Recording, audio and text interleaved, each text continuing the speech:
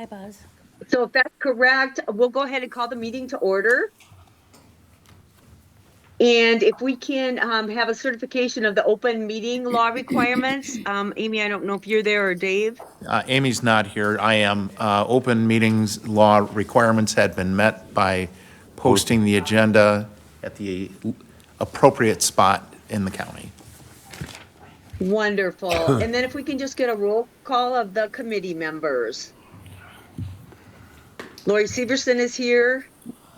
Kevin Whalen's here. Renee Lyon here. Buzz Sorge here. Dietrich here.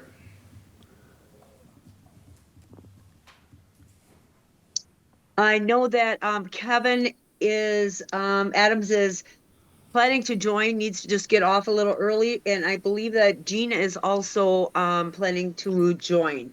But we'll just go ahead and continue on. Can I get an adoption of the agenda? I know that Dave wanted to move the public, under the public comment, he wanted to move the endorsement request for the BEAD project to item 8 from 10, if that's okay with everyone. I'll second that motion that was made on approval of the agenda. Thank you. All in favor? Aye. Aye. Any opposed?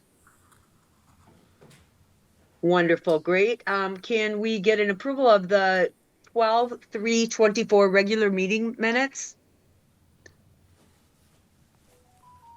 This is Jean. I'll make that motion. Oh, thank you, Jean.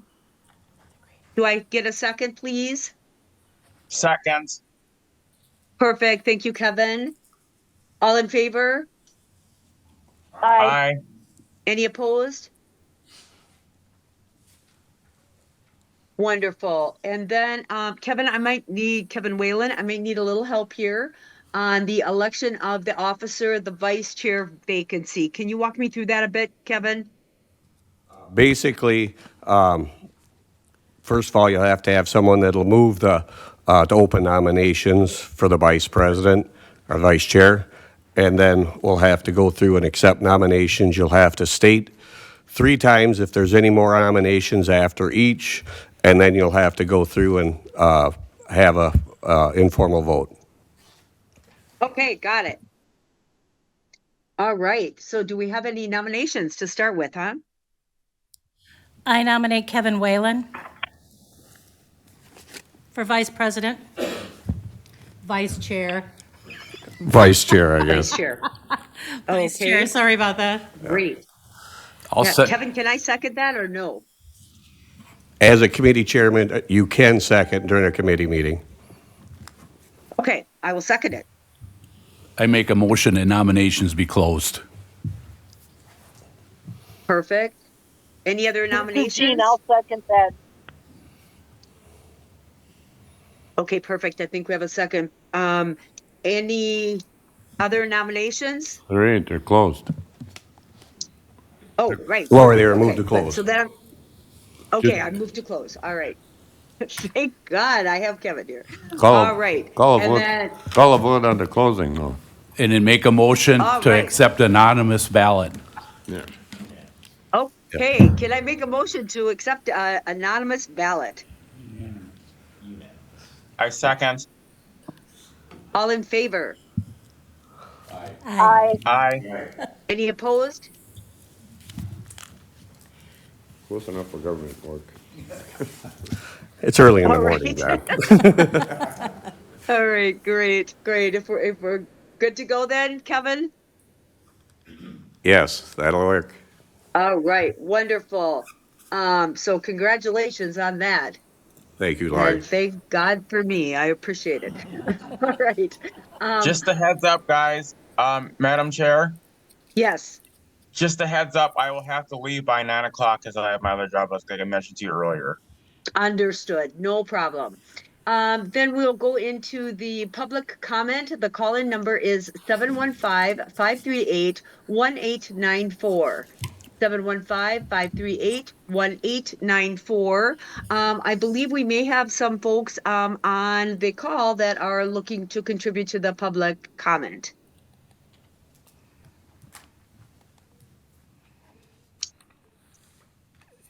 Do we? I don't think so. I think we've got a couple on the call, Lori, that are part of our, well, there's a phone call coming in. Dan, oh, okay.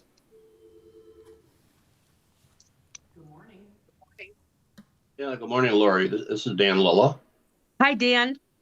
Yeah, I wasn't sure if I should be calling right now or how I should be doing that. Yep, no, you can just go right ahead and speak now. Okay. The committee sees, there's the item on the agenda about the BEAD endorsement. And I think most everybody probably is aware of what that is, but it's a broadband grant program that the federal government has created here.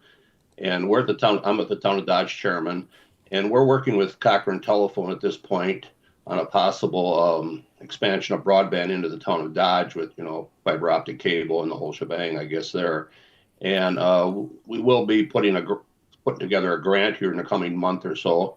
And we're just looking for that county's endorsement on that. It's very valuable in the grant process, as most of you may be aware of. And that's what we're looking for, and hoping that your committee would endorse that. So. Okay, wonderful. Any other comment, public comment? All right, we'll kind of move on if we hear something else. We'll go right to 10, which is that endorsement request for the BEAD project discussion. Thanks, Lori. Just to bring the committee up to speed real quick, BEAD stands for Broadband Equity and Diversity, and it is part of a state and federal initiative to, as they say, bring broadband to all. And it is to really identify and serve all unserved and underserved areas in terms of broadband or internet access. And underserved by today's definitions is anything, I think, under 50 megabits per second download. Is that correct? I think. And it's at 25 upload. So it's really just to get people to, where you can function with, telemedicine and streaming and all the kinds of things that, video conferencing that goes with, 2025 technology and how we do business and interact with people. So about 2 years ago, almost 2 years ago now, we received a grant from the state, to do broadband planning, help identify where those unserved and underserved areas were, help try to connect with internet service providers that may serve those areas. And now we're at the point where internet service providers are actually putting in proposals to serve those identified areas within the county. So we have 3 internet service providers that have submitted to the State Public Service Commission what was called a notice of intent to bid on or put in proposals to serve these identified unserved, underserved areas. And as part of the final application process, which is now underway, the Public Service Commission does have a scoring matrix that includes 5 points, I think it is, for community endorsements of these internet service providers' plans to serve.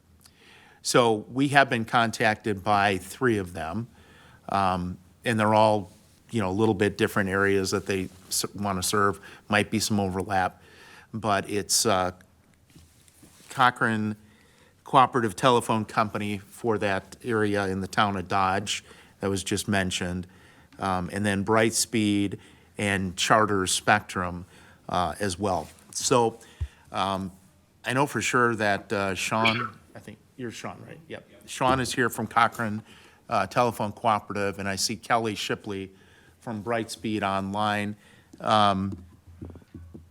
Chris Crawford, are you online? I hadn't heard from Chris with Charter Spectrum, so I thought what I would do is we did provide information in the packet on what Cochrane Cooperative Telephone Company's plans were, as well as Brightspeed. I thought what I would do is just give first Sean and then Kelly like 5 minutes or so to just go over the proposal. You can ask questions. And then after that's done, what we can do is we can talk about options. Because there's options in terms of, we could decide to just give a blanket endorsement to anybody that wants to serve. We could say, we're not going to give an endorsement, we're going to stay out of it. Or we can, individually give endorsements or not. So, does that sound like a reasonable approach? Yeah, I think that would be great. Let's if you want to start with the gentleman that's in the room with you, Dave, Yep. and let's keep it to a couple minutes if we can, overview, and then we'll go for questions as long as we all have the information. Great. All right, Sean's coming up to the mic here. Press the red button. Yeah. Okay. Well, thanks for the invite. I am Sean Squires. I'm the CEO of Cochrane Cooperative Telephone. Just a quick, I put it in your summary, but just so everyone knows too, Cochrane Telephone serves basically now the entire southern portion of Buffalo County. We've been very active and probably in the last 10 years of doing various grant applications for broadband expansion in the Buffalo County area. Most recently, we've been working on 4 simultaneous grants. Construction in the most closest to our town of Dodge proposal would be in the town of Buffalo. And we have adequate infrastructure in place to then be able to serve the town of Dodge. That was constructed that way well before the BEAD stuff came about. So we were planning to potentially serve that area anyway. Literally, it's just across the Trempealeau River is all we have to do to get into the, if you want to call it, the municipality of Dodge. So in total, we're looking at 7 project areas that would encompass also the far southern portion of the town of Arcadia and the far western portion of the town of Trempealeau, and then that far southwest corner of the town of Trempealeau, if you want to think about it as that too. That's also in your handouts. In total, it'd be about 411 locations that we would be looking to serve, with about a total of 82 miles of fiber that we would be placing. We believe in doing fiber for all of our projects. We're 100% fiber to the home. And we would do this as well. We are capable of providing up to 10 gig speeds, and that would be 10 by 10. So it's not like a 10 by 1 or anything like that. We would be looking to do that for this project as well.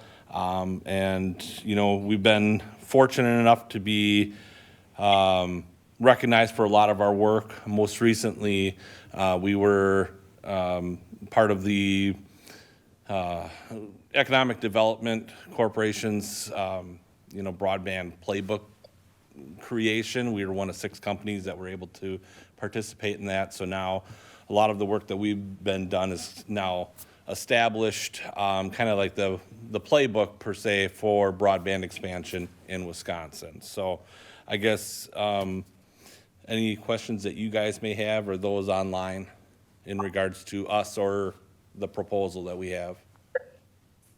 Wonderful. Does anyone have any questions?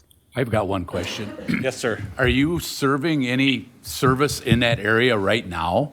Like Marshland or like where Peeler Oil is down in Dodge right now? Correct. Yep, we will be. We're basically going to be doing installs starting on top of the ridge, like the what I want to say, like County M, and then come back down and circle down to P and then come back around.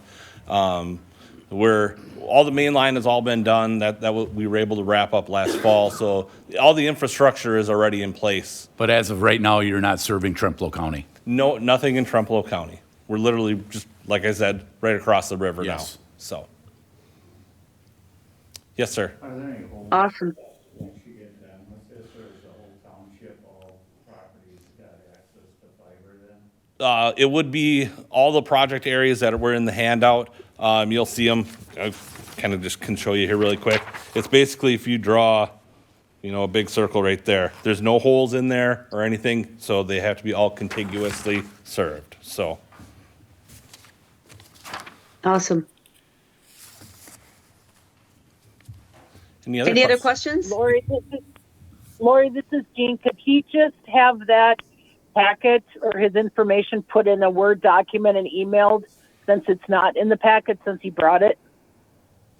I think It Is is it in the packet? Yeah, it's in the I packet. thought so. Yeah, okay, perfect. I got Brightspeed, but maybe I missed it. CCTC. Yeah, Gene, if you downloaded the packet right away, you may not have got that one. If you look at the packet now, it's in there. It was a late ad, Perfect. and that's on me, so. Yeah, Great, I thank can't you, Dave. download because of my computer. No problem. We'll make I'll sure have we get it Andy to you, help me. Jean. Great, thank you. You bet. Any other questions? Perfect. We can go to Kelly then. Excellent. Hey, can everybody hear me okay? Yes. Yep. Perfect. Thank you, everybody. Hey, I appreciate the time today. My name is Kelly Shipley. I'm the Government Affairs Director for Brightspeed for the great state of Wisconsin. I live down in DeForest, right outside of Madison. I would rather be in the room today up in Whitehall, but I made a previous commitment to Jefferson County to have a similar conversation in about an hour and a half from now. But I do appreciate the opportunity. What we're talking about today is BEAD again. And obviously the goal of BEAD, and Dave touched on it a little bit, is to reach every single unserved and underserved location currently. And that means with fiber first. And that is what Brightspeed is planning to do with our BEAD application. If you don't know who we are, we took over and purchased all of the old assets. I say old because they are old assets from CenturyLink back in October of 22. And since that time, we have been upgrading our facilities, our backbone infrastructure, which is an old copper network, with fiber, 100% fiber. And since that time, we are working on to provide high-speed broadband speeds anywhere from 200 meg up to 10 gig in little burgs like Trempealeau, which we just finished. Actually, our overbuild there, that was 664 locations. For 2025, we're going to be doing fiber builds in Arcadia, Blair, Galesville, Osseo, and Whitehall. And that'll bring us up to another 4,300 locations in 2025, 100% fiber.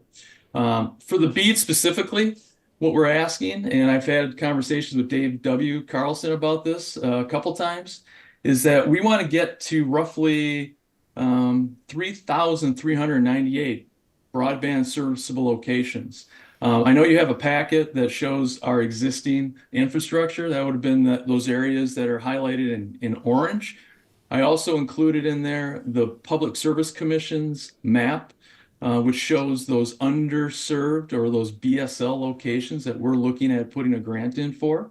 Again, those townships specifically would be Arcadia, Preston, Ettrick, Dodge, Gale, Trempealeau, Caledonia, and Lincoln, and all the way up in the corner, northeast corner of Trempealeau County. So again, our goal is to get to all of those locations that the Public Service Commission has deemed as being a BSL or unserved or underserved.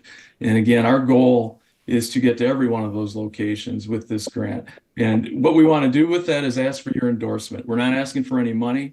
We're not asking for any subsidies or anything like that. We want a partnership. We need to upgrade infrastructure. And I think everybody knows that from the previous company. And we're doing, I think, a really good job so far in the county as well as in the state of Wisconsin. And our hope and plan is to build on that and continue to build on that in Trempealeau County. So I'm open for questions. I hope that wasn't too quick, but I wanted to be cognizant of my time. But are there any questions in regards to what we're doing as a company in Trempealeau County? Any questions, folks? What's the grant cover, 100%? Wonderful. Then I guess do we have any Laurie, there's discussion one on- question. One question, Lori, Oh, was, sorry. What's the grant cover? Is that 100% of your costs or partial coverage, 50? What's it do for you? What? Yeah, no, that's a really great question. I'm glad you brought it up. So, roughly speaking, if we go ahead and build this project, we would probably looking at a grant of roughly a state contribution of about 50% to 40 to 50%, and we would put in roughly 40% of our own strategic dollars also. The state of Wisconsin's asking at a minimum, you have to put in 25% of your particular build cost. Okay, so if you're $1 million build cost, a minimum, you have to put in 250,000 and maybe ask for a grant of more than that. We're going well beyond that 25% at this time.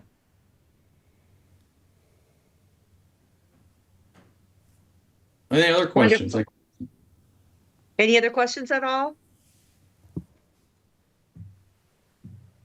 Laura, if there- Awesome. Then any discussion on this? So, this is Dave. Let me just add a couple of other pieces of information here that I think might be helpful. So I did mention that Charter Spectrum had put in what's called a notice of intent with the Public Service Commission to essentially say, yes, we're interested in applying. They were informed of this meeting. I did not hear from them. I followed up a couple times, did not hear from them, so I'm not sure what that means. Nobody asked it, I'm surprised, but nobody asked, where's Tri-County Communications in all of this? Yeah, we did talk to them, and they expressed at this time that they were not interested in, putting in any proposals to serve any of these unserved, underserved locations. Because as you can imagine, some of these are in areas that are a little bit more costly to serve. And I think without saying, without getting into putting words in their mouth, I think it doesn't fit with their maybe more conservative business model in terms of expansion. So that's just, kind of the setting here. Again, what I mentioned is that, I think there's a few options here that the committee could choose to do. Could just say, we're not going to endorse anybody, we're happy that you're going to want to serve, or we could endorse, the ones that presented today, or we could give a blanket endorsement saying we're supportive of anybody that wants to expand broadband. I think all would be valid options, so it's really up to the committee. What I would say is, we did not prepare a resolution on this. The Public Service Commission is not necessarily looking for resolutions passed by a county board, but they've talked about letters of support. So I think if there was action to be taken, what would be perhaps appropriate would be for the committee to direct that a letter of support be drafted, for whoever you choose, and then it would be presented to the county board at the January meeting. Perfect. Dave, can I make this motion? Or Kevin, You I'm should sorry. talk to the parliamentarian. Yes, you can. in Yes, committee Kevin, meeting. am I able to make this Yes, motion? you can. In a committee meeting, the chair can Wonderful. move. Oh, right. I would like to make a motion that we direct a letter of support for both of the folks that have presented here today for this, and that we bring it to the board. And I would second that motion. Thank you. All in favor? Aye. Aye. All right. I think the motion has carried. So I will draft a letter of support. We'll have Corp Counsel look at it, all that kind of stuff, and then we'll make sure it's on the county board agenda for January. Thank you, Dave. Wonderful. We appreciate that. Thank you guys very much. And thank all the folks that took the time to call in today and talk to us about this important subject. Obviously, the internet is extremely important to everyone in businesses and personal, for sure. Then we will go to the next thing, I think, is Jeannie with the Wisconsin Great River Road update. Can everybody hear me? Yes. Yes. Okay, good morning, everybody. Happy New Year. couple things. The Wisconsin Great River Road has put in a grant through the Federal Highway Department in regards to social media, website, and other marketing. The decision is supposed to be by April 1st of this year, but with the change in administrations and whatever, I'm not really sure, how that'll go, but they'll keep us updated and they'll keep you updated. February 1st through the 2nd of this year, Wisconsin Great River Road will be going to the Chicago Travel Show. They will be promoting all 8 counties of the Wisconsin Great River Road. They promote destinations, tour companies, cruise lines, travel providers from people all over the world. There will be people that have been on TV and have done programs in regards to tourism. So the information I get from that, I will provide to you all. Ken Harwood, who is on our technical commission for the Mississippi River Parkway Commission, writes a newsletter, and that also supports 8 counties. Our sales are up big time for the Wisconsin Great River Road Visitor Guide.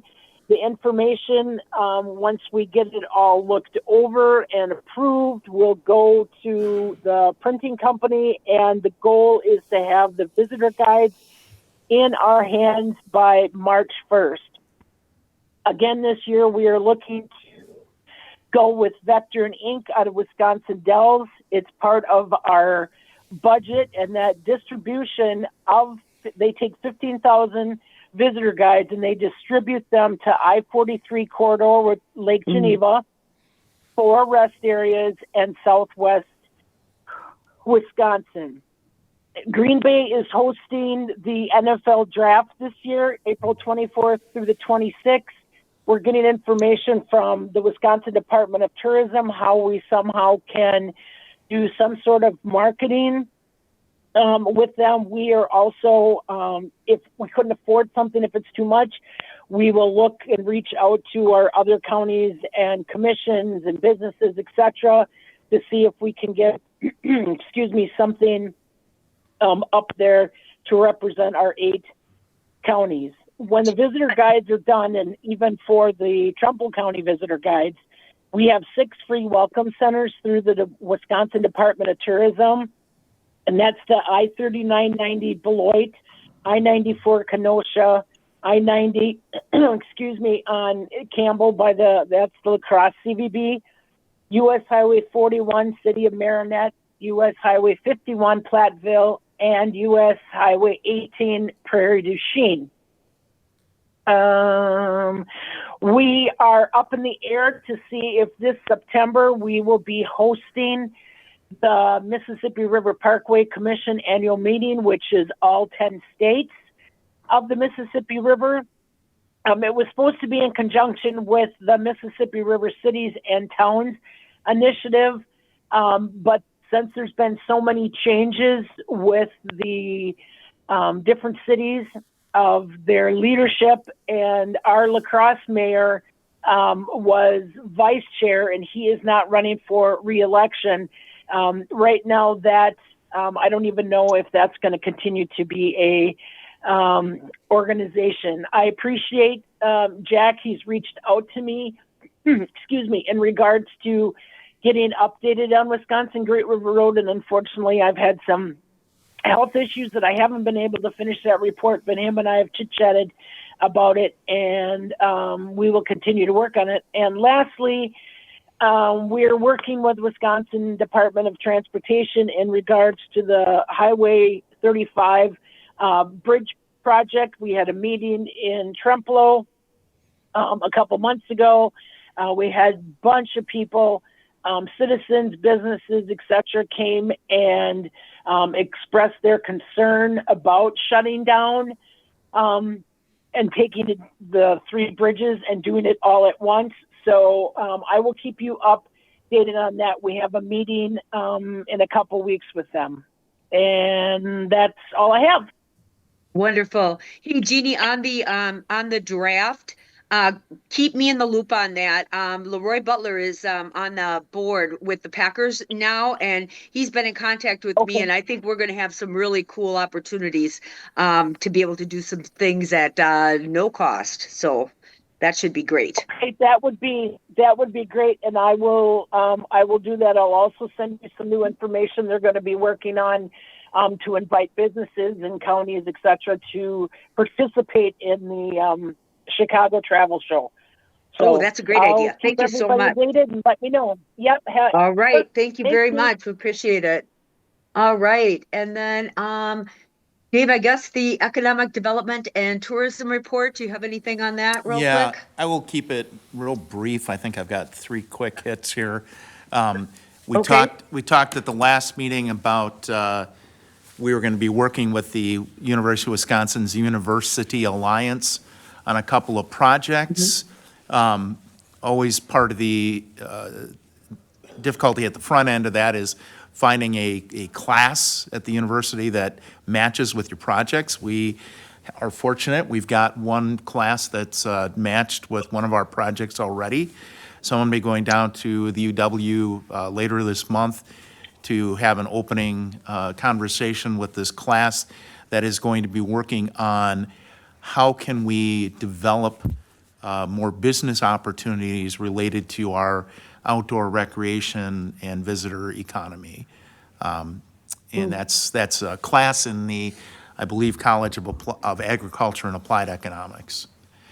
So that's pretty exciting. There's another project that we're still waiting for a match on that will deal with taking a look at existing trails and recreational opportunities in the county and how can we link those. So kind of a trail study, trail planning type of exercise. So those are both going to be really exciting projects. Visitors Guide, I will give an update since Gene gave an update on Great River Road. We had to push back some of our deadlines a couple of weeks because this, and I kind of expected this, the first time we've done this. So corralling the content and the advertising was a little bit of a challenge, but we got there. And so now we are still shooting by early February to have our visitors guides in hand.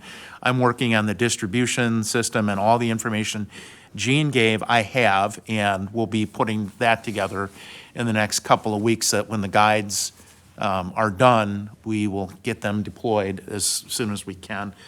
I am just going to give a quick little sneak peek here. Oh, shoot. Well, here, I'll do this anyways. Facebook, we added something like 120 new followers in December, and part of it's just because we've been regularly posting. We've been doing that, Foodie Friday feature. This is the crazy one, is I did this just kind of on a little bit of a whim, but I did a bonus Foodie Friday on December 20th because Bushy's had been advertising their tiger meat. And tiger meat, wildcat, whatever you call it, always generates a lot of buzz and conversation. I just wanted to share the insights. That was our post. So that doesn't count any views, impressions, whatever that Bushy's got on the original post. This is our post. Almost 100,000 for reach, which is off the charts. So the question is, well, okay, so what do we get out of that? Well, we got something like 30 or 40 new followers off of that post because if you look, and this is really weird, 1,668, of our followers were engaged with that post, but we had 95,000 non-followers of our page, so that got out there in, the whatever you call it, Yes. and went crazy. So it's just, continuing to try to do some creative things with Facebook. Hang on a second, give me one. I was trying to show you the cover of the visitor's guide. Here, I think, okay, let me go back to this real quick. If I can't get it, we'll just move on, but I think, yeah, there we go. I think I shared it to a lot. So our visitor's guide, as I said, I just got the first draft this morning, but this is just to, give you something to visualize. That is the tentative cover of our guide. I love it. Yeah. And if you notice, It's a neat we spot. got all of the municipalities listed right up at the top there. And yeah, it's looking good. I have not had time to go through everything. What I did see looked really good. I love it. That's great. But yeah, it's happening. It's happening. There you go. Yeah. Anything else you have that's Brady's for us, Bluff. Steve? I do not. I mean, I could think of all kinds of things, but I'll just be quiet now and we'll get on. Wonderful. All right, then we'll just roll right into the park report from Jack. Yeah. So to start off the park report, I had mentioned in there dual direction entrance signage. I am looking and shared with you guys Nemco Lake and South Park and Wood Counties sign. And it's kind of like a stone and wood feel. So make sure to take a look at that. I'm not going to go, well, we've got a lot of things, so I don't want to bring everything up today, but I think I do have it up. I think it's important for people that haven't seen it. Right. I can send it out because I'm getting a nothing to show here on my photos, unfortunately. So I'll send out it was in your guys' folders, but I will send that out to the committee.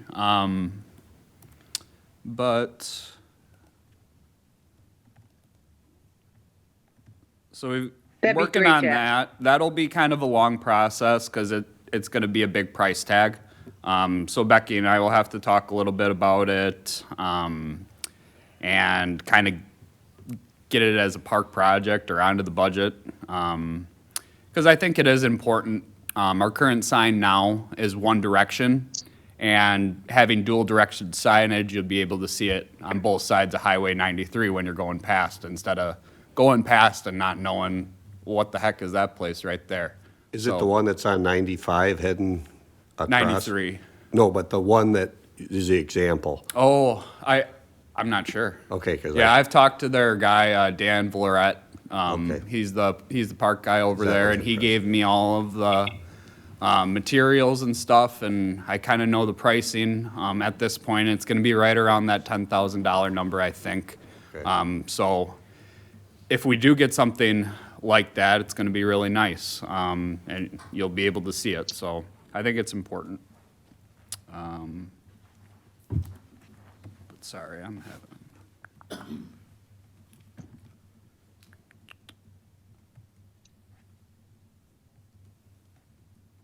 All right, and then next, urban forestry grant, we did get awarded those funds, and I do have those in line. We have $4,897 to spend in tree planting.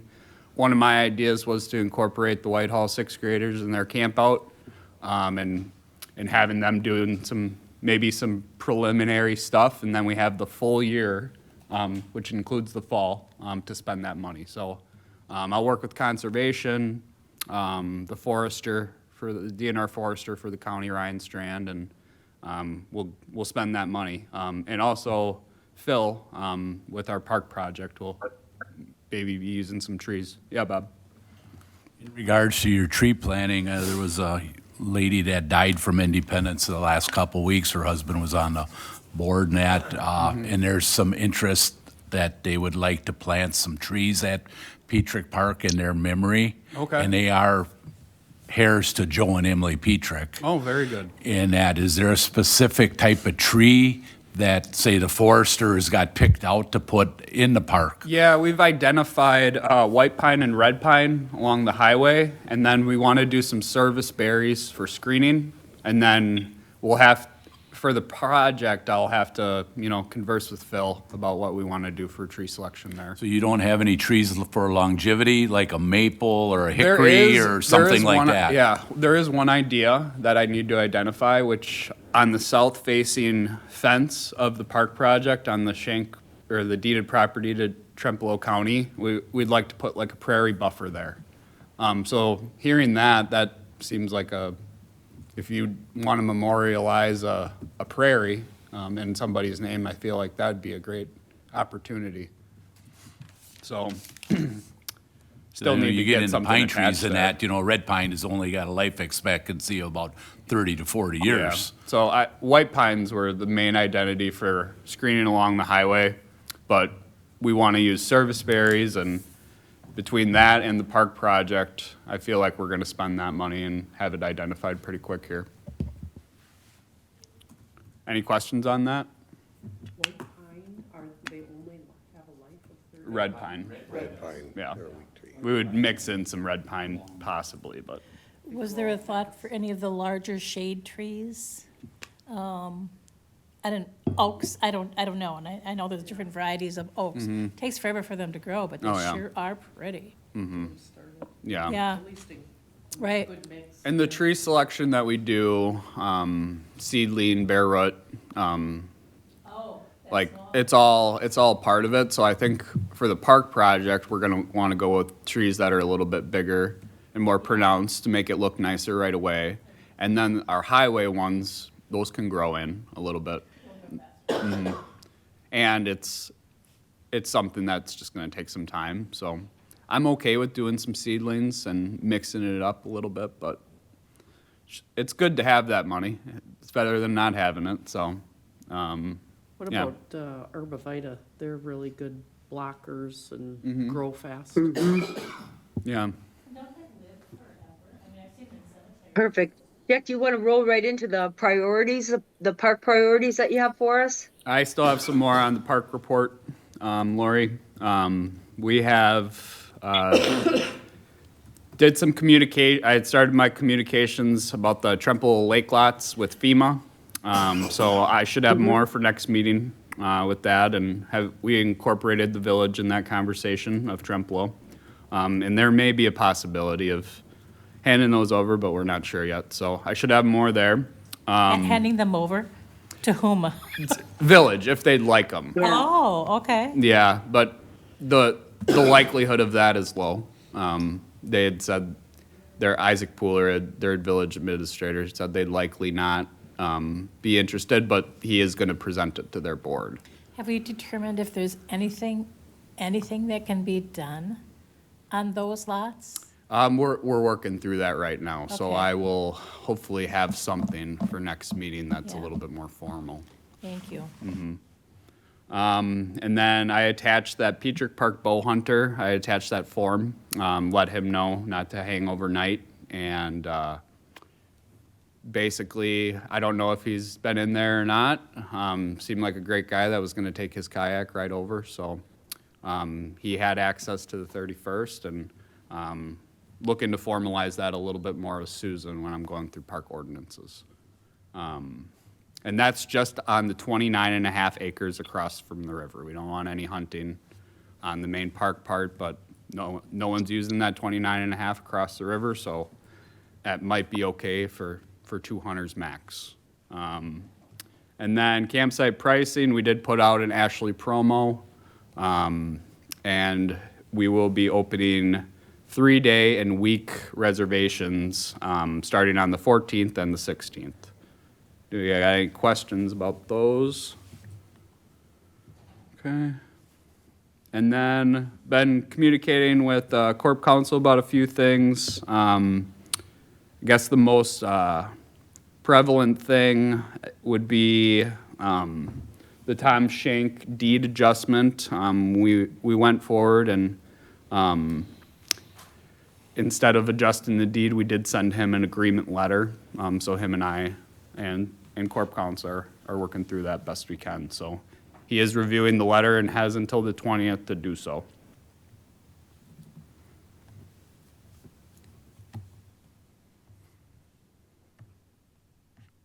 I'm good on park report, Lori. Okay, wonderful. Talk to us about priorities. Yep.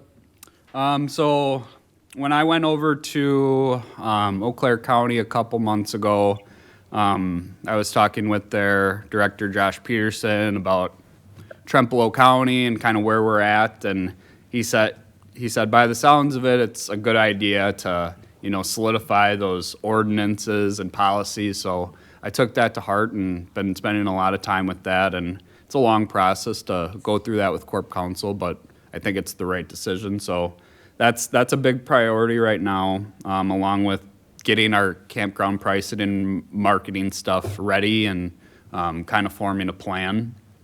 And then the Peach Park Enhancement Project's been a big thing for a while now, and we're reached a big milestone with our concept design being finalized for the natural play area, and we'll touch on that a little bit more later.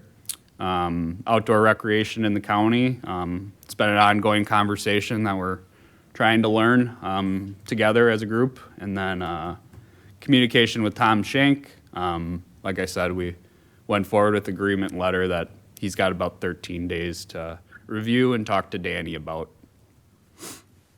Got any questions on priorities? Great job. SRF update, Jack. Sure. And your rep.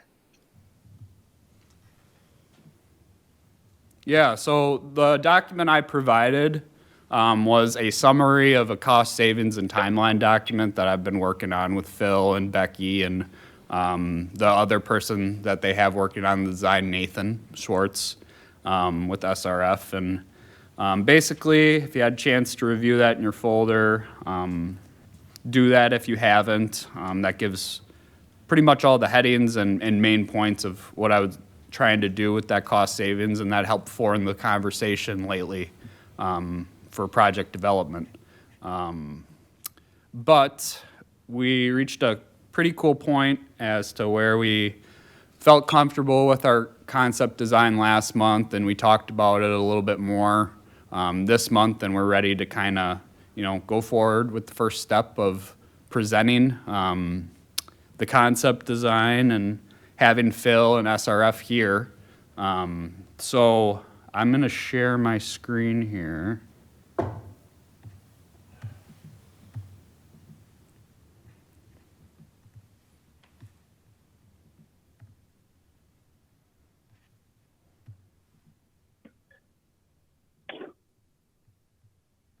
All right. Can we see that? Mm-hmm. All right. So, like I said, we reached a cool point in There we go. Looks good. project development and kind of putting some other pieces together and trying to build that park through the power of 10, giving people a lot of things to do and trying to keep them at around the park for longer. This is probably the biggest step into that, and getting a natural play area.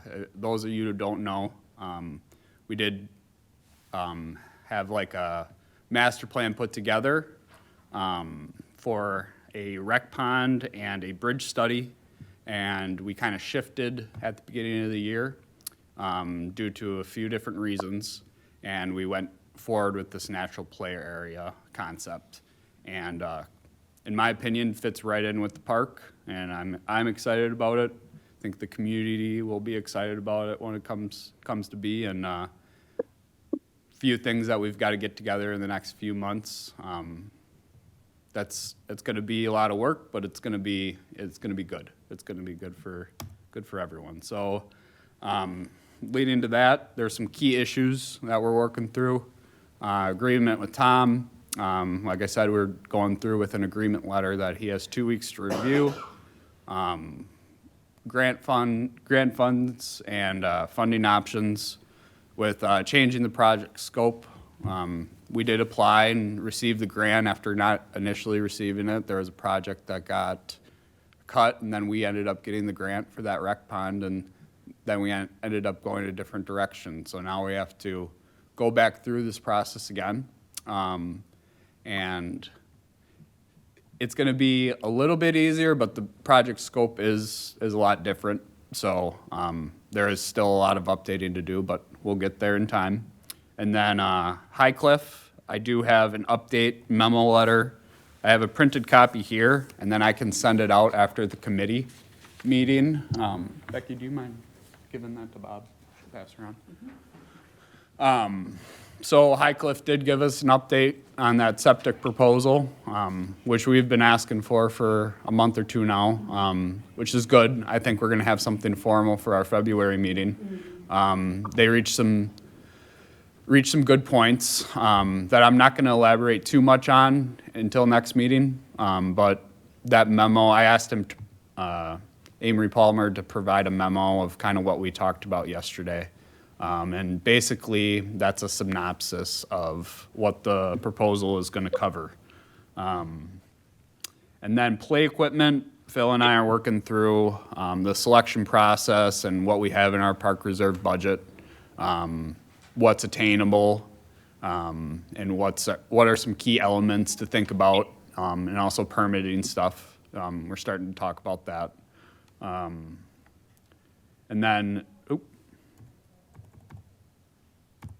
And then site-built play equipment, a lot of this process is going to be incorporating our community and what can we do internally, and what can we seek to do.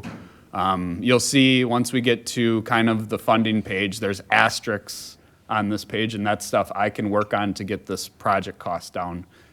Me and the Parks groundskeepers, if they decide to come back this spring, this will be a kind of an ongoing thing that we're trying to incorporate into our workday. But they can only do so much, so we also have to think about who can we involve with the schools. We've talked about tech ed departments, art departments, on some of this stuff. So, and yeah, we'll go over the playground budget in the last slide here.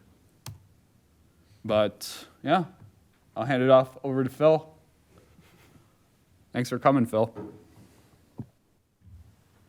Am I on now? Yeah, Okay. you're on. Well, thank you so much. I appreciate coming here. This is an exciting project. I really enjoy working with Jack, and I like to see his progression as a professional and how he's benefiting Trempealeau County. I think it's a great match for you and for him as well.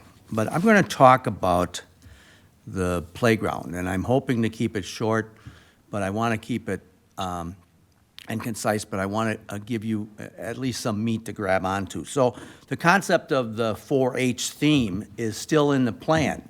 However, to match playground equipment with each of the components of the 4-H theme of hands, heart, head, health. Good job. And what? Good job. Thank you. You hit them all. I hit them all. So is kind of something that might be better to be handled as a subset of what we're doing relative to the playground, just to help promote 4-H within this park. And I think it's a great opportunity. But our park design is a loop, essentially, that we're looking to have a border around, and the border would be a usable element of the playground. And I look at that border as let's say you leave about a half dozen trikes out there or something that the kids, I mean, I've got 4 kids, and I just had 4 young kids, but they had just the greatest time, and I see that as a viable component of this playground. I just give that as a background here, and Jack and I have talked about, what that would be like. We'll move to the next one, is next slide would be the entrance. So one of the things we wanted to do is challenge the users and draw them in and give a range of physical challenges. So you need to have something that, from a barrier-free perspective, has the components that give a like experience. So we said the entrance feature will be that component. You've got transfer sections on there. The surfacing is going to be an accessible surfacing. So you can get wheelchairs in there, and you can get people with mobilities to be able to use it. So we're identifying a structure from the same manufacturer as the rest of the elements are. Columbia Cascade is what we're using as a baseline for this. So there's this element here that's the feature, the drawing point, the beacon that draws people to that. Associated with that is also something we call the log scramble. And this is kind of a continual balance challenge that really goes through many age groups. And I've, been working with playgrounds for 40-some years. And so, but what I want to see is that you have a wide range of kids using it, and that some kids aren't pushed out of the way because an older group is necessarily brought in and dominates that play activity. So I feel that these elements that we're putting a lot of ground elements into this playground because of the area that we have. We want to be able to travel through this play space. So it starts out with this central feature and this log scramble, and I'll talk a little bit about those steppers in a little bit. Next one. So the element of, in the central part of the play area, it starts to put in these elevated berms. And so how we come about and develop that, with dirt and all that stuff is whether we have enough on site or we have to bring it in has to be determined yet. But we want to incorporate a number of slide elements into those berms. And so we've got, if you see the different slides, we've got one that's got a 4-foot drop and the other's an 8-foot drop. And then we also have this undulation just to show you, an illustration of the heights. I'm not showing the sides of the berms and all that. I mean, it's just a different form than what the picture shows, but the idea is there. The other thing is we're going to use, instead of building a deck that kind of traverses these berms and that, we're looking at using these connective steppers. And this is one of those things that the county could build. From a liability perspective, we don't want to get into a design of an overhead structure.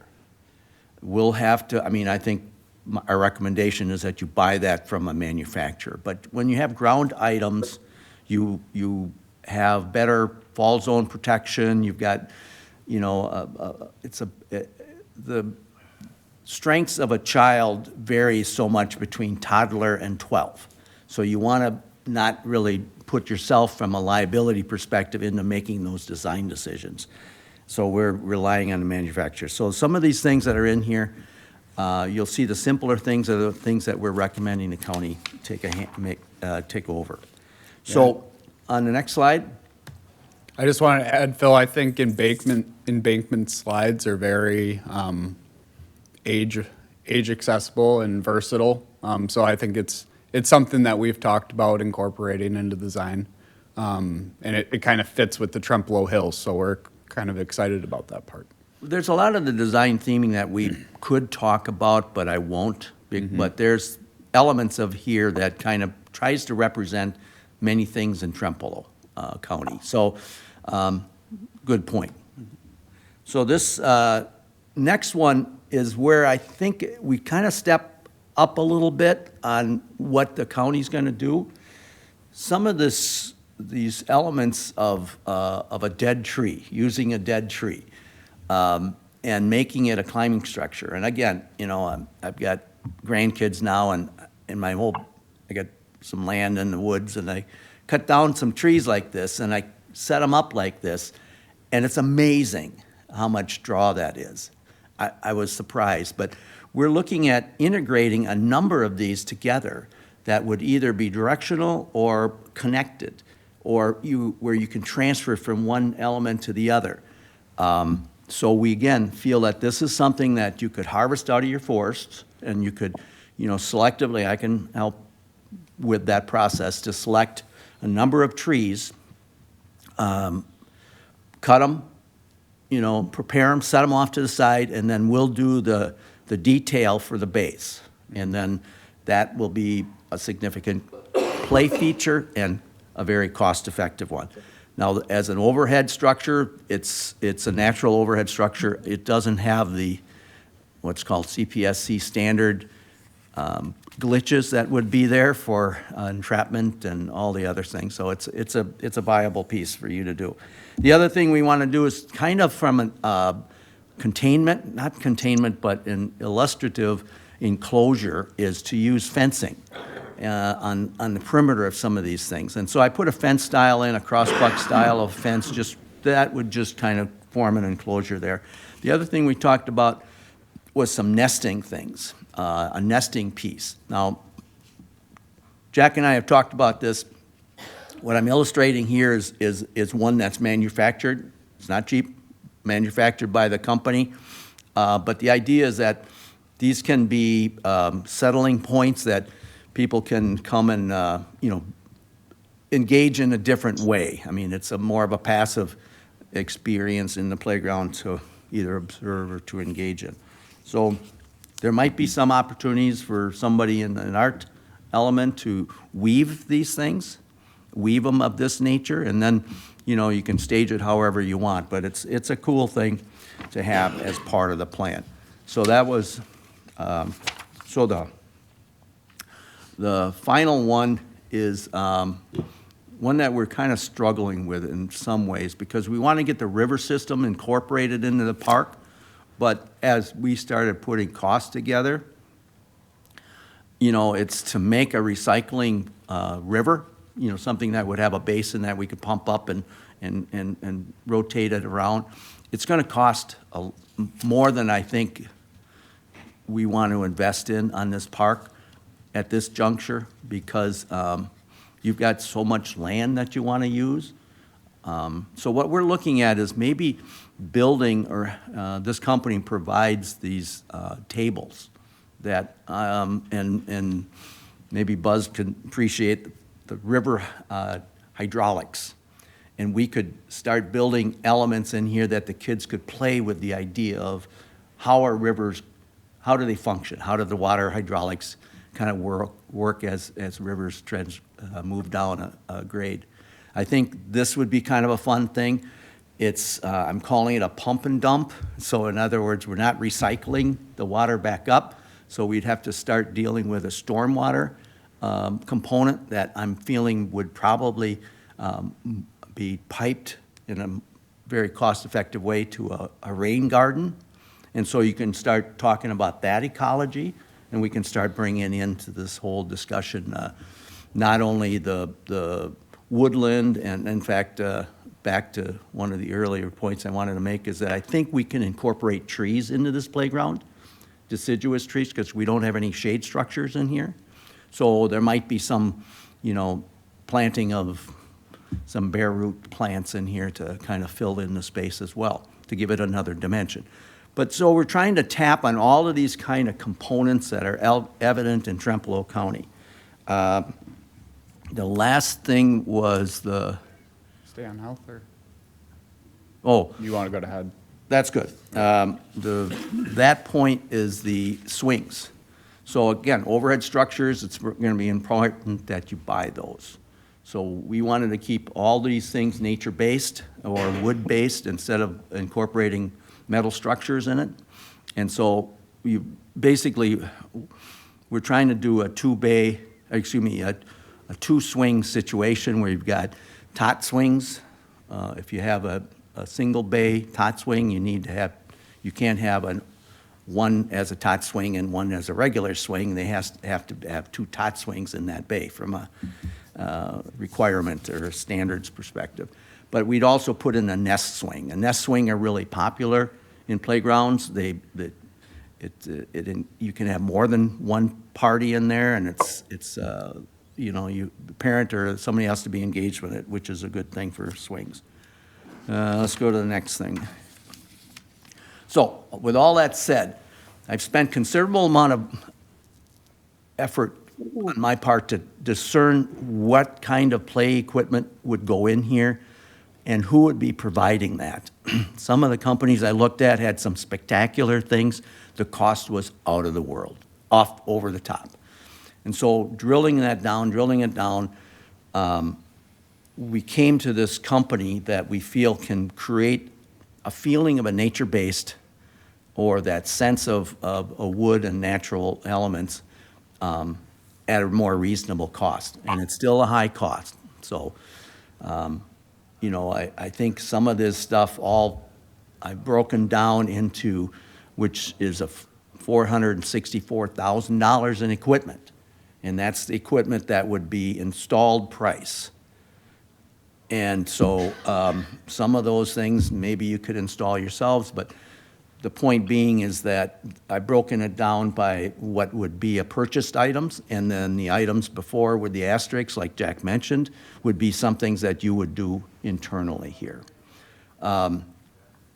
So anyway, I can work with Jack on some of those things, such as the water table, the fallen trees, the containment fence, the steppers, the balance beam walk, resilient surfacing, which would be an engineered wood fiber, the seating and that paving loop that I was talking about.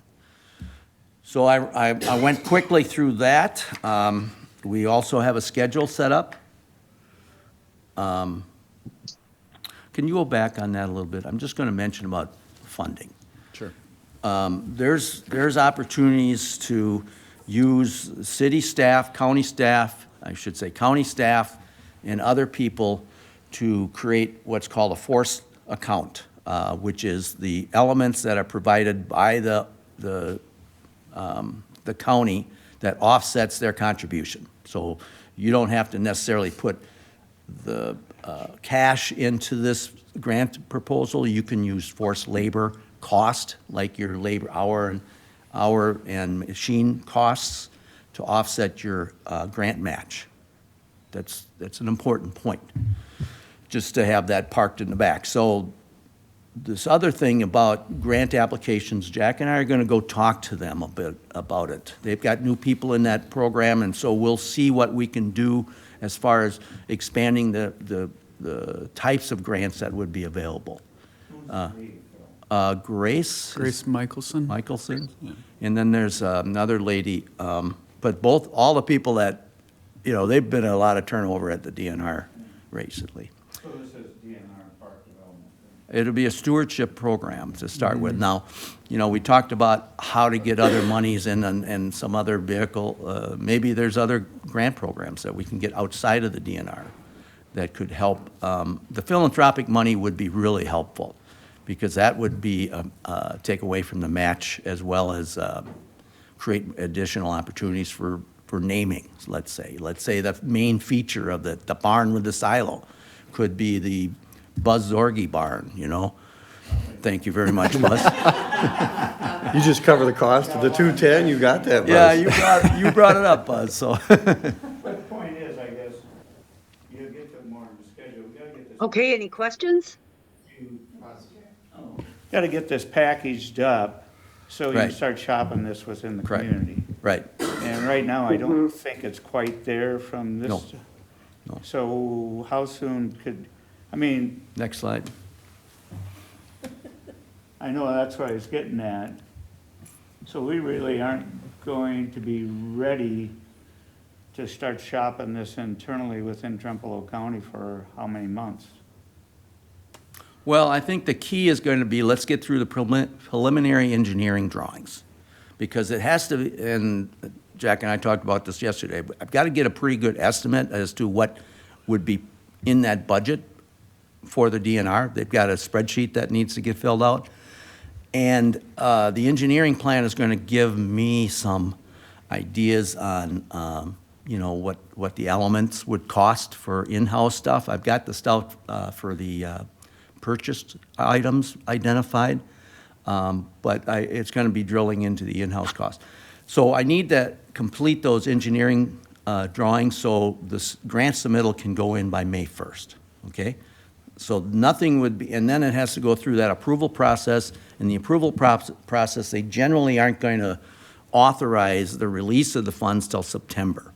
They'll make their sorting and separating and make their choices about July. But then when you go through all the different processes with the state, it'll take till about September till you can go out on a contract for it. So that kind of gives you what the timeline is there. So you get, maybe at the end of September or October, you could do some grading, preliminary grading, or you could start making some action in October of 2025. that would be the earliest that you'd be able to do it. I think though, maybe Buzz, what you're talking about, I think once we have the preliminary designs and everything ready, and then we can put a plan together as far as taking it out and talking to people in the community. Well, That's earlier. I mean, that should be this spring. You know, if you go Yes. into the grant, then you've told the community, this is what we're gonna do. People like to have their hands on it, you know, that Yep. till they own it, they aren't gonna be willing to invest in it. Absolutely. And so you gotta get the community to own this thing to get some of those more philanthropic people to, buy into it, and they wanna feel that they've had their say, this is really good, and move this or that, you know, if it's all rigid, then say, well, the committee's gonna do this, let the committee pay for it, well. You the could take committee this. says, let the county board pay for it, well, how's that gonna go, right? So, you know, when we applied, when we put the application in, the grant application for the rec pond, we did not have much, we just had a very rough, design. I mean, we didn't engage Phil and SRF until considerably after that. So I think if what you're talking about, Buzz, is, what I'm saying is I think you could submit a design, a preliminary design, and then you can refine the design after you get the award. They just want to get an idea of what you're doing, approximately how much it's going to cost, what's going to go exactly where. I don't think the DNR cares about. Well, I'm more worried about what the community thinks than Well, what DNR Buzz, thinks. from that perspective, I would feel that you have the information now that we can go out with that. I mean, there's sufficient things assigned to this, types of play experiences, the cost of that, and a timeline for installing this. You could take this to whoever you want now. I like your budget broke out like that, because some of our banks, for instance, in their charters, they have to invest so much back in the communities. And be nice for them to cherry pick a line. If you could go up on one slide, the beauty, not the beauty, but the benefit of this segregation of costs gives you the ability to identify donors for each of those top items, if that's what you're Right. getting at. And then saying, we're putting in a grant for 50% or whatever the grant award would be. Or they want another type of play, and Yeah. then we could adjust. I've worked in like tier sponsorships before, and I'd have a good idea on how to put something like that together and get to our communities, our top donors. And I could be the one that's talking to these people, telling them about the project. If they have any questions about their item or the park in general, they can reach out, so. Question for you, Jack. With the plans that they have in mind, are we going to have to expand labor out there at the park? I see all those grass areas and how nice they had them Yeah. mowed. And for me to think that you can get that mowed to that level, that would be a big challenge. So, I want to be thinking in advance, are we going to have to plan down the road? And you'd be the one to answer for that. Yeah, I've thought about it too, and it'll all come with time and a lot of deliberation. So we'll get there eventually. I think I was talking with Amory Palmer the other day, and I think a good direction maybe to go for even this year is a camp host, because we need water meter readings every day. And the marks can't be expected to go every day and do that, but just because they're kind of in and out. So I think having someone on site is probably a good step at this point or in the future, but in regards to more staff, we'll get there eventually. I'm just saying that we should be thinking when we're doing it, we got an idea what it's going to look like. If we get some ideas, it might affect what we actually build. Like I see the resilient surfacing area. I've got a grandson we play on, and we get a chance to play on that. We don't have to worry about the scrapes and the bumps and the rest of that stuff. Yes, yep. That's looking at that, and there's less grass mowing. So, that's a possibility of expanding some of that, especially in the areas like the log scramble. I'd hate to have to weed trim around your log scramble. I really would. That would be stressful for me. So what I'm looking at is why we're figuring out what we're putting in. Let's be thinking on maintenance also. For sure. So So Jack, what do you folks need from us today? Today was kind of just a brief overview of hopefully a more formal meeting in February. Okay. Yep. Perfect. So that's what we've kind of identified with Tom is we'll have a more formal meeting in February, and he was invited to join us for that Awesome. meeting. So, yeah. So for more formal, Wonderful. what do you want to accomplish there? I mean, we got this kind of laid out. You've got we get more improved drawings that lays this out more than what we got today that would actually look like what's going into this park space. I mean, you got a short time frame. If we gotta get something approved to move it forward, it's gotta get being approved so we can start getting this out.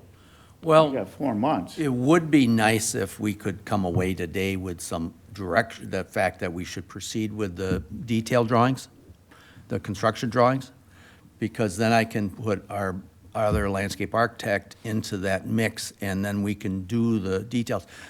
As far as from a promotional perspective, I don't think that's gonna help you, because it's gonna be a grading plan, it's gonna be a demolition plan, it's gonna be some details, some cross-sections. I mean, I think what you have here is sufficient. Do these costs cover that generically, what you just talked about? We have a Or is that budget. bottom line gonna increase more? The costs, I'm pretty close on it. I mean, I'm not, Okay. it's not my first rodeo, This isn't so out of it's. line, this is real doable. What's that? This is real doable. This is Well, not I big don't money. know what's doable for the county. I mean, we started out with a $500,000 budget, and so we're over that as far as a target. Well, And your so. total project costs $621. Right. You take that down to 310.5 with a grant, Mm-hmm. and then we haven't even hit up community donors on this yet. And then the company is doing the works donation. Yeah, I like that. Right. No, I mean, There's been donations made. this is quite an improvement to the park, and I think that's what we gotta start selling to the community. This changes the whole character of the. Well, it's usable now, rather than just sitting there. Exactly. And I like your comment, though, Kevin. What's this gonna cost Yes. us on annual maintenance increases, right? Yeah, I worked with the Yep. Wanex, so that trained me on that. Yeah. But I mean, if we're gonna move this, we should make some kind of decision today if the committee's comfortable. Will your design plans, like you're gonna move that forward if they approve this, will that put some of this design concept on boards for us so that we could take that to kind of show on an easel to groups? I could produce these Okay. slides if you wanted to use those. Sure. On a 22 by 34 I think that would be boards. nice. Yeah. Okay. Yeah, I'll work on that, but the turnaround, I'll be in the cities tomorrow. But, otherwise, I'm gonna be gone for quite a while now for other things, but, if we had some indication from the committee today, that would be really helpful. It doesn't preempt anything in the future, but, it would give me some, direction. That would be Is great. this something you're talking about, you could even set up in the lobby of the courthouse here, so as people are walking in, this is I don't know how you'd propose park improvement or something, just so we start getting it out in front of the community, they can see it, or some libraries someplace, or something where you got community traffic. What? You could put a display at the Wanex Center in That'd be a really Arcadia. good idea, Dave. A lot of people go in and We out. could of actually there. do something like when we first initiated the park expansion and stuff like that, have it set up at a couple different places, question and answer, so people can see, but they like to see a picture. Yes, definitely. Yeah. Hey, Lori, can you just maybe do a verbal, question here for the committee? Since this isn't actionable, but can we just get a verbal yes or no from everyone, whether they're good with moving this forward, that we can continue this process? Sure, that sounds great. Can we get a verbal from everyone that we're comfortable moving this process forward? I'd give you a All in verbal. favor? Yes. Yes. Okay, anybody against at this point? Okay, great. I think then we're ready to go on that. We can at least move you forward and that'll get you some start up there, Jack. Yeah, that'll be good. Great. And then the outdoor rec discussion. Yep. Let me stop sharing here.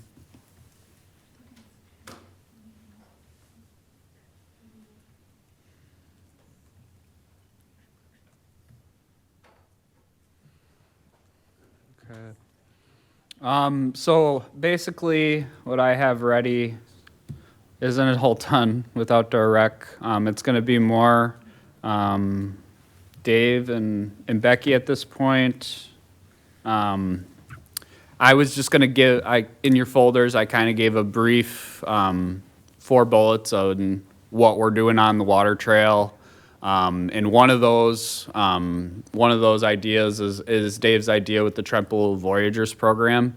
And I'd probably continue to work on that, with Dave. So, if you want to say your thoughts on that. Oh, yeah, so this is just an idea I had, but I think it's something that could help both develop and promote the Trempealeau Water Trail. And the idea was, you know, there's some information online, you know, from people who have paddled that, you know, guidebooks and stuff like that. But in order to promote, you know, more people to use it and to share their experiences about it, I was saying we could develop something called the Trempealeau River Voyagers, you know, with the French spelling of Voyagers to make it a little bit more exotic, and develop some kind of, you know, merch, like, you know, sweatshirts or T-shirts or something like that, a hat, for people that would paddle certain segments of the river and then share their experiences, you know. So it's kind of a marketing thing, but also a way of getting people more engaged with, you know, giving us their feedback and stuff.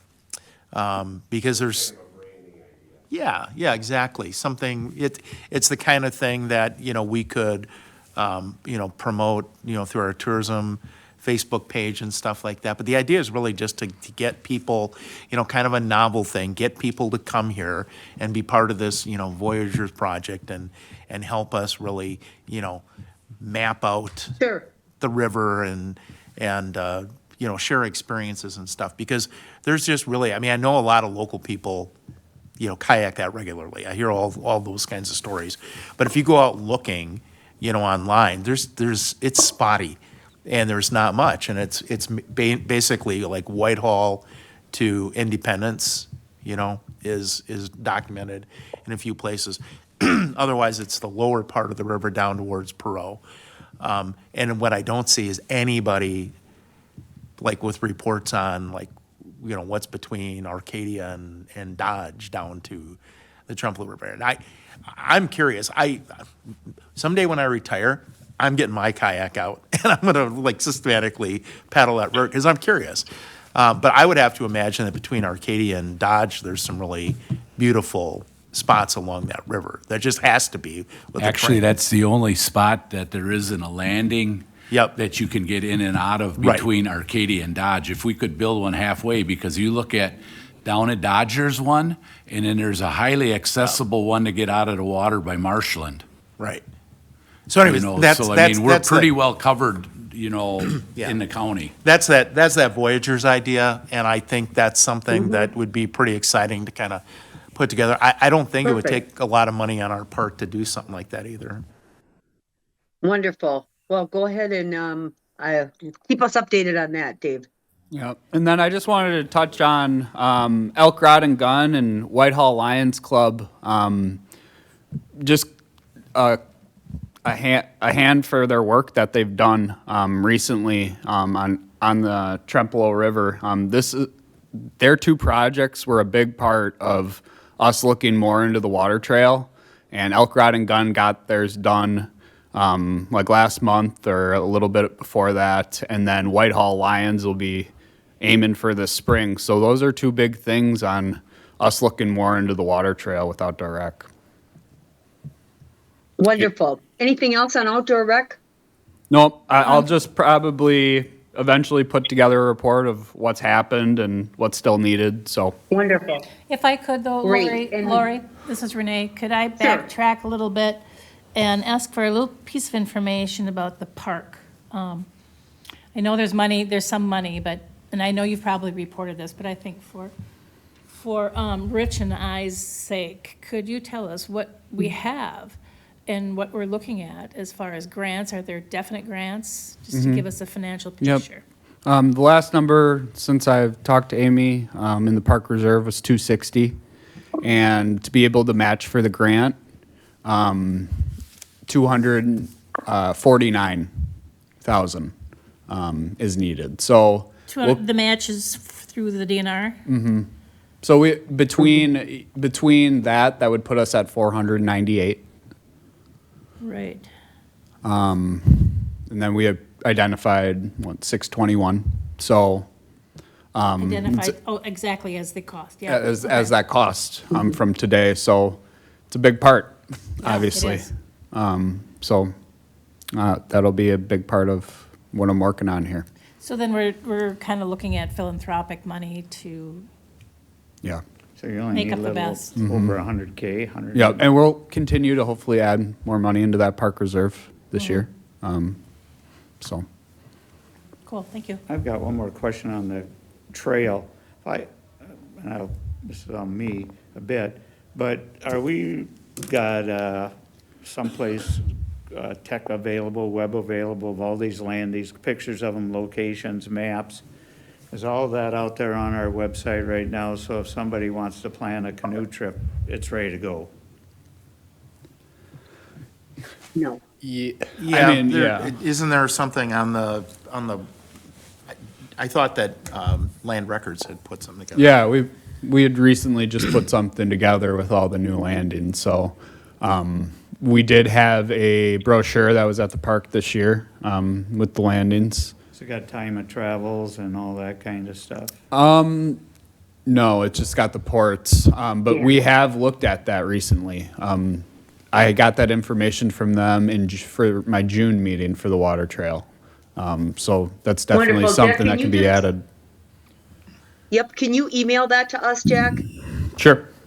It's pretty much Okay, just a perfect. map of the river, but it doesn't give an explanation of where Yeah. the locations are or the history or anything Yep. like that. So the Right. visitor's guide is actually going to have a big fold-out map, like a 16 by 20 map, and all the canoe and kayak launches are marked on that map. Road names and all that'll be on, a nice map. I mean, yeah, we did not put every single town road, name on that map, pull-out map, but they're all there. So it's close enough that you're going to be able to see. But I do think that we could put very easily on our parks or tourism web pages, develop a page that, specifically talked about landings, and then we could put exact GPS coordinates and road names. Yeah. That's something super easy we can do. And then we can have brochures at some sorts at our park and waysides and stuff like Is that. that something to get done before May, before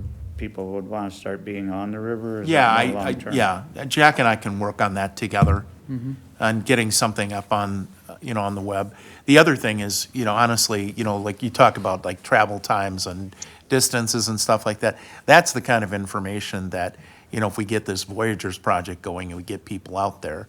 And I mean, I think we could even divide it up into segments and say, the first, 3 reports or 4 reports we get from this segment, gets a T-shirt, something like that. I've also Sure. tried to get some school involvement there too, so we could maybe reach out to the schools and like the Whitehall Ecology Club was mentioned in the water trail meeting, like groups like that, maybe they can designate 6 different students once a month during the months you kayak to identify their section, so. That's a great idea. Why don't we go ahead and put that Voyagers project, the canoe and kayak update on the website on the future agenda items Yep. for next month? Yep.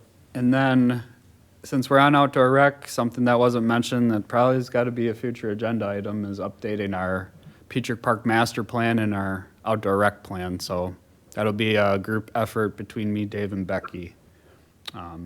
Okay. Do that. Is that one of those Anything else under university? outdoor rec? Just one comment, Lori. The updates of those Sure. plans is significant work because we've totally revamped the parks strategy a bit. So, and then the outdoor rec plan, is that something you're thinking about that university? So, what I talked to Becky and Jack about, honestly, Buzz, is that outdoor rec plan we have right now that was developed by Mississippi River Regional Planning covers the period 2022 to 2026. Jack has pointed out correctly that we've got, a few things that have emerged. And my suggestion at this point would be that we just adopt kind of a couple, whatever amendments we need to make to that plan, rather than starting from scratch at this point. I think in 2026, and we've talked about this, money needs to be budgeted, or we need to plan to get that plan totally updated. But I think to make sure that, like, for instance, in our outdoor rec plan, that the new playground area that we're working on is captured in that, so that we can include that with our DNR grant application. We should do that in February or March to make sure that's in there. The master plan is a little bit different animal, because that just identified, some different potential features. And like this playground, in my opinion, is covered in that master plan. So I think, if we submit a grant application for the park, project out there, we should attach both the outdoor rec plan and the master plan as documents. But I don't know that the master plan so much needs to be amended. We could put an addendum to it that says, we abandoned the rec pond idea and instead are developing a more comprehensive whatever. But simple amendments, I think. I went through the outdoor rec plan last night and the high priorities. Well, we got a list this long. Right. We ought to have highest priority list Yeah. and get that down to things that you guys can really sink your teeth into. And it seems like we're there.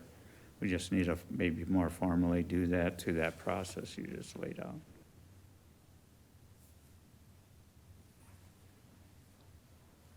Okay. I think the facility use agreement discussion, possible action, Jack?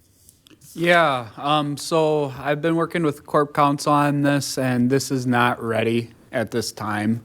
I'm gonna have to Okay. bring it back next month, and instead of a facility use agreement, it's gonna be labeled as an event agreement. Gotcha. Okay, perfect. Any other future future agenda items that we need to add? Go ahead. Jack, are there any trees or anything that need to be cut down at the park, since we basically got an open winter and it's got a lot of frost in the ground? If we've got to, bring in a tree cutter, or say Yeah. Amish with some horses or something like that to cut these trees, well, we don't have any snow or mud. Right. So I did have one guy from Black River Affordable Tree that was supposed to come back and unfortunately never got back to me. But HD Tree Service is local here, and I'll probably follow up with them, because there is one that's hanging over our boardwalks that been meaning to take care of. And for our park project, we're kind of identified oak trees, so maybe there's some oak trees around the park that we could identify as kind of on their way down when he's here. Yep. So that's not a bad thought, Bob, at this point. I think it would be a good idea to get someone like HD into there during this time. Speaking of trees, and I can't remember, if I reported on this in December, then just tell me to stop. Arcadia Overlook.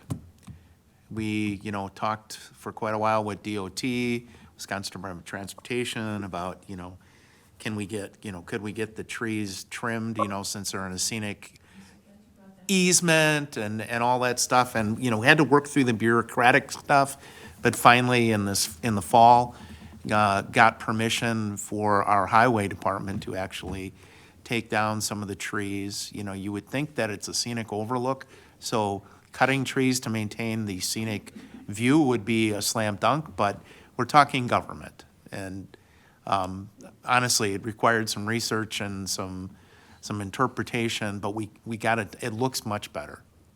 So they've already done some. All Some of right. the, some of the, Anything- some of the trimming right along, you know, the drive, the property owner, Mr. Rasmussen, is looking to do additional trimming down below. There's down below. Yeah, those trees are yep. good. So, Blocking the view. yep. So, but it looks considerably better than it did, and that's just an ongoing thing, so.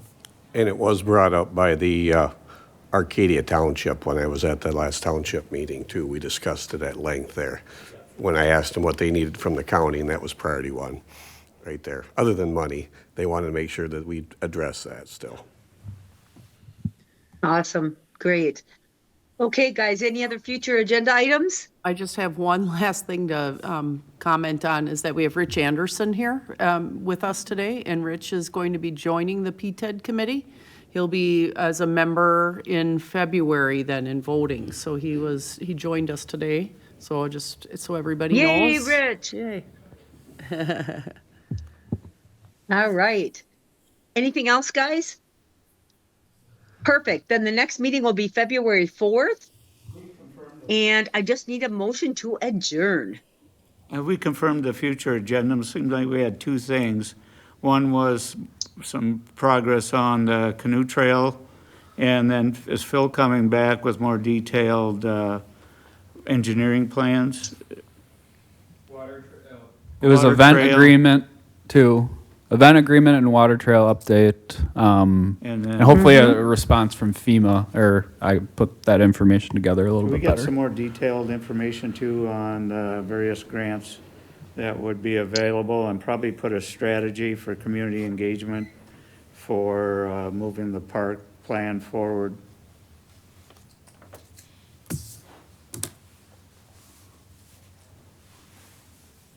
Okay, great. Kevin, do I need a motion to adjourn, or do we just adjourn? You can just adjourn if you seem fit, and no one objects to adjourning. All right. Are we able to adjourn? No objection. Thank you so much. Appreciate your time, guys. Have a great day.